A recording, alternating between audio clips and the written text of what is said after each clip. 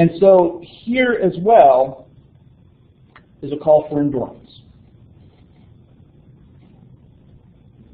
And this endurance is of those people who keep the commandments of God and hold fast to the faith of Jesus. Now, some translations say, hold their faith in Jesus. And the passage could be translated that as well. Right? Hold on to your personal faith in Jesus. But it could also be what we might call the contents of faith. Right? The gospel might be another way to say that. And so no matter how we understand this, it's a call to remain true to those principles, true to the faith that you at first received. And so there's the need to endure. Interestingly as well, this is the last of 7 usages of the word endurance in the book of Revelation.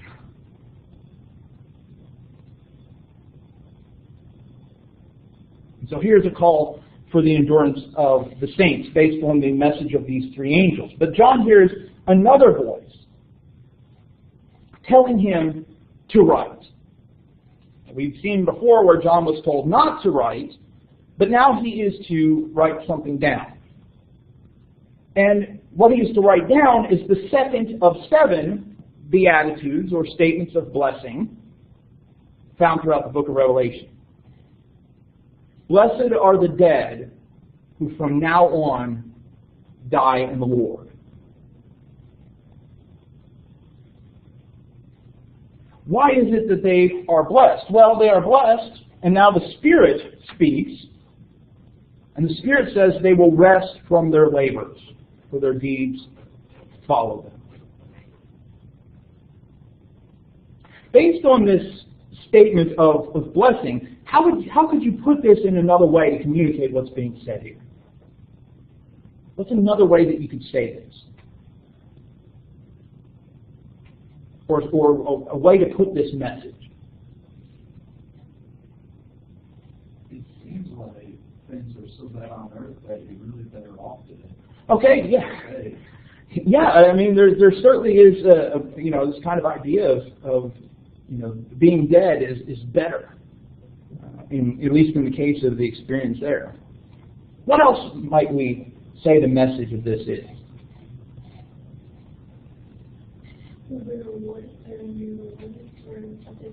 They'll be rewarded for what they've done, right? So death isn't the end. There is a reward that comes after that. What else do you think we can pull from this statement? If I'm not mistaken, in the earlier part of the book, they couldn't die. Those reasons we all think. So if the blessed are the dead, the ones who actually got a chance to. Oh, you're thinking about the people that were stoned by the locust.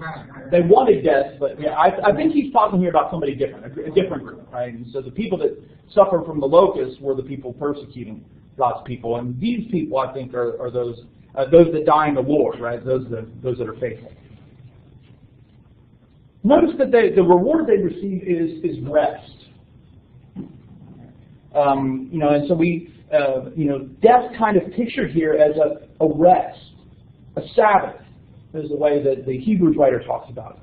Thinking about how, early Christian literature, right, in the New Testament talked about, instead of dying, Christians falling asleep. And so this idea of rest and an assurance that God will remember what you've done. If you die in the Lord because you are faithful to Him,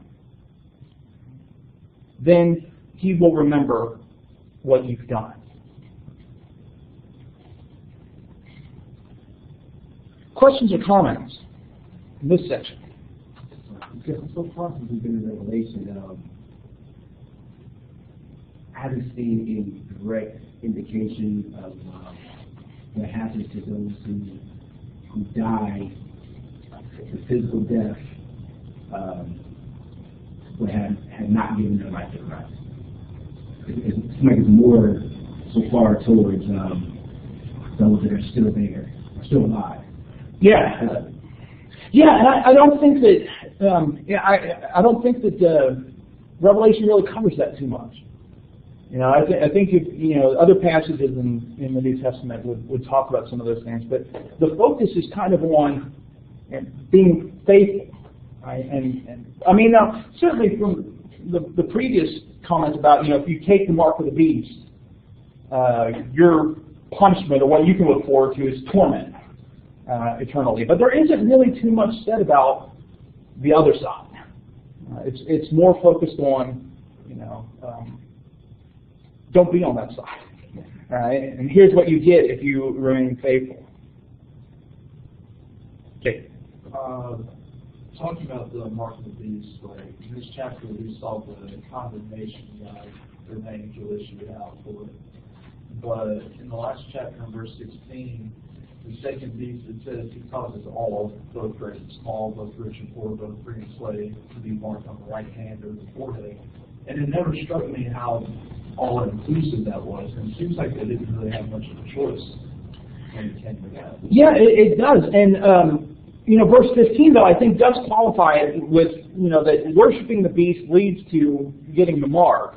And there are going to be some that don't take the mark and they'll be killed. So I think that even though there is that all-encompassing nature, I think it's kind of to emphasize how extensive this is going to be, not that there wasn't a way out. But, there would be consequences physically. Were you going to say more? I mean, just to clarify, so like all who were worshiping the beast, that was kind of their decision right there, and so they would definitely move the mark. And then if you hadn't given your worship over to the image or whatever, then you would, that was your choice, and then can resist being the mark. Yeah. And so it's kind of like, the consequence of that from the beast's perspective is, right, we'll kill you. Right.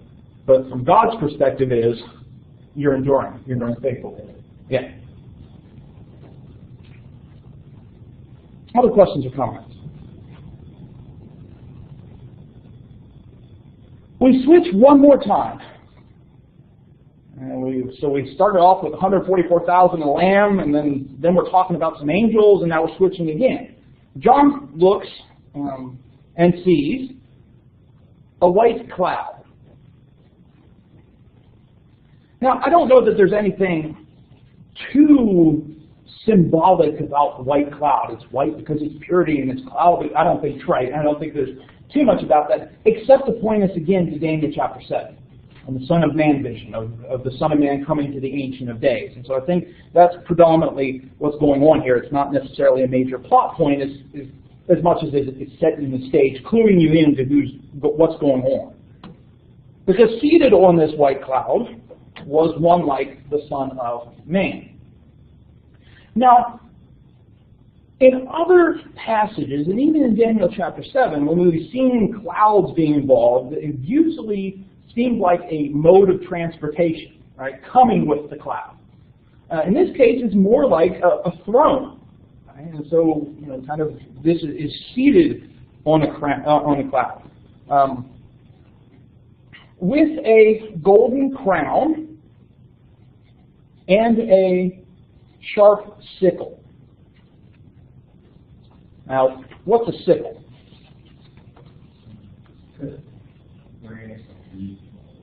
Yeah, you use it for harvesting, right? And so it would be very sharp, kind of a crescent type of shape, a rounded shape that you would use to harvest. The crown here is the crown of victory, the Stephanos crown. Right? And so there's success, victory, there is harvesting connected with this one like the Son of Man. Now, is this Jesus? Because early in the chapter, it was the Lamb. And now we see the Son of Man, or one like the Son of Man. But with talking about the clouds, it does kind of make us think that, Daniel chapter 7, Son of Man, Messianic title. Certainly the phrase was used in the Bible, for example, in the book of Ezekiel, just to refer to a human being. Right? God frequently in Ezekiel calls Ezekiel Son of Man. Right? And so it just means kind of a human being in that sense. But we're probably, I think, meant to think here that this is Jesus. Because other beings in this chapter are referred to as angels. Right? So, if this is meant to be an angelic being, why refer to this person, this being, as the Son of Man, if it's meant to be some sort of angelic being? So I think we're meant to connect this being with Jesus. And so there he is, sitting on a cloud, crown of victory, holding his sharp sickle,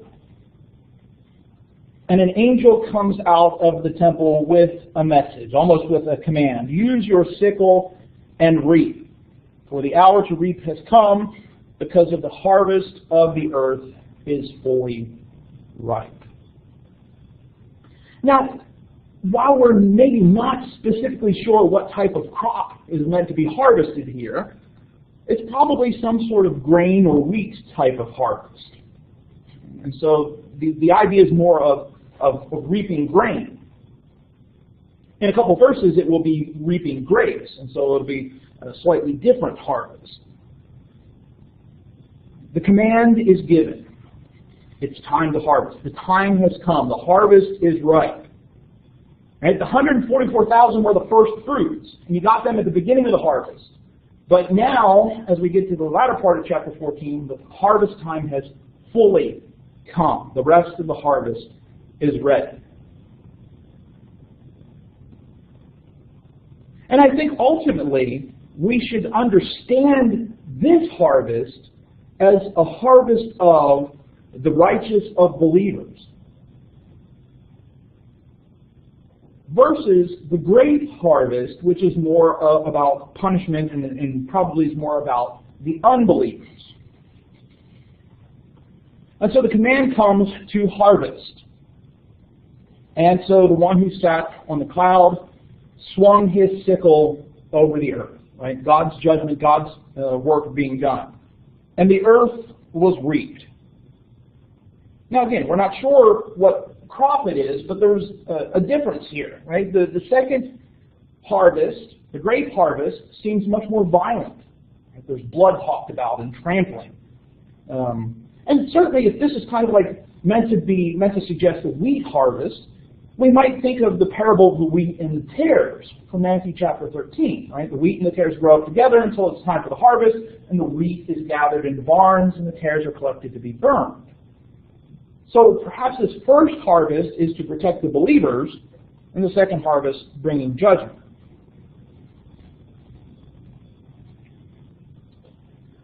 Another angel comes out of the temple.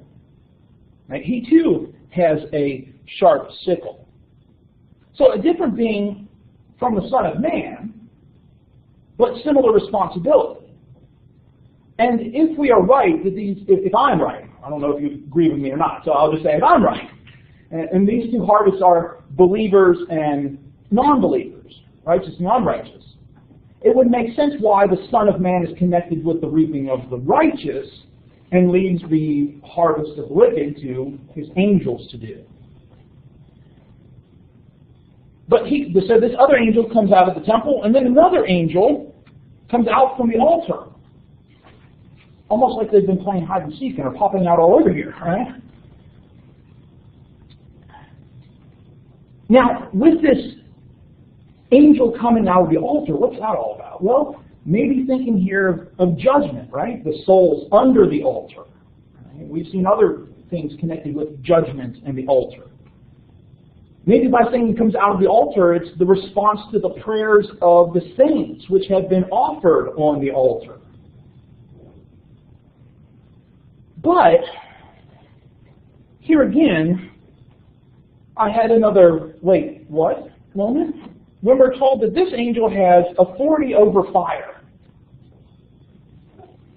What does that mean? Is this a particular angel who's kind of like in charge of fire? we'd say, okay, well, fire is symbolic. So a particular angel kind of connected with judgment. And so it's kind of like the judging or avenging angel. The angel of death. I don't know exactly, but the angel who has authority over fire. He too gives the command, right? The time has come. Use your sickle and gather the clusters of the vine of the earth, for its grapes are ripe. And this too has kind of an Old Testament parallel from the book of Joel. Joel chapter 3 and verse 13. Put in the sickle, for the harvest is ripe. Go in and tread, for the winepress is full. The vats overflow, for their wickedness is great. And so there's a connection here with the prophecy of Joel. This time, the harvest is of grapes. And so gathering the vintage, gathering the grapes. Now again, we've already kind of connected wine with judgment. But this time, it's the production of wine that is connected with judgment. Previously, it was the drinking of wine connected with judgment. And so he harvests the grapes and throws them into the great winepress of the wrath of God. Okay? Wine presses, of course, had two vats. One where the grapes would be trampled, usually by foot, and then the other collected the juice. And so here they are, right, the unbelievers thrown into the winepress. And this trampling of the grapes is taking place outside the city. Which city? Is it the city? Is it the city here meant to be Babylon? That doesn't kind of seem to fit. How would you understand that? Is the city meant to be the holy city, right, from chapter 11, where the idea is that judgment goes on outside of the holy city, but those inside will be spared the judgment? That's the interpretation I think is probably preferable. The city they're referring to, the heavenly Jerusalem, right, the believers, the church. But note that as the trampling of the grapes takes place, what comes out is blood. Right, so you're trampling grapes, but it is blood that comes out. And, well, it flows out, so we can say, okay, it's a pretty good sized amount of flow, but it's even worse than that. It is blood as high as a horse's bridle. Now, I don't know much about horses, so I had to kind of look this up. And I'm estimating somewhere between 4 and 5 feet is in general the height of the blood we're talking about. Down here. All right. Which, if it were just a space like this, is a lot of blood. But no, it's a space of a distance about 200 miles. And so some translations, like the New Revised Standard, which is what I use here, and some newer translations as well, will put it into miles to give you an idea of the size. 200 miles is about the length of Palestine. Right? So blood, about 4 foot high, about the size of the nation of Israel. That's a lot of blood. But I think by putting it in miles, we lose something. Right. Jacob, the translation that Jacob read from, kept it in the old measurement of stadia, and it was 1,600 stadia. And so I think by putting it into miles, we lose the symbolic nature of what's going on. Now, certainly we can get 200 miles worth of blood, about 4 foot deep, is a lot of blood, right? So we definitely get that message. But 1,600. If you broke 1,600 down, what numbers can we pull out of 1,600? All right, so 4 times 400. Right? We talked about the importance of fours. Of course, we could even break it down further. 4 times 4 times 10 times 10. Or 40 times 40. Now, does the number 40 have any sort of significance in the biblical tradition? What's 40 connected with? All right, and Jesus is in the wilderness being tempted for 40 days. The nation of Israel was in the wilderness for 40 years. The nation of Israel wandering in the wilderness for 40 years.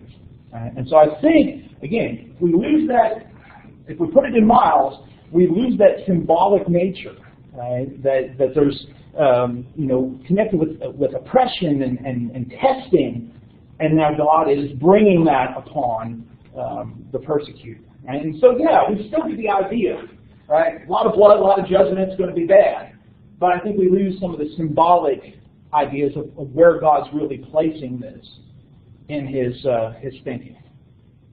All right, so on Tuesday, we will now finally turn to the last set of 7 judgments, the 7 bowls of wrath. And so remember, 15 and 16, because 15 is kind of a short chapter, and so we're connecting 15 and 16 for the quiz and for our discussion on Tuesday.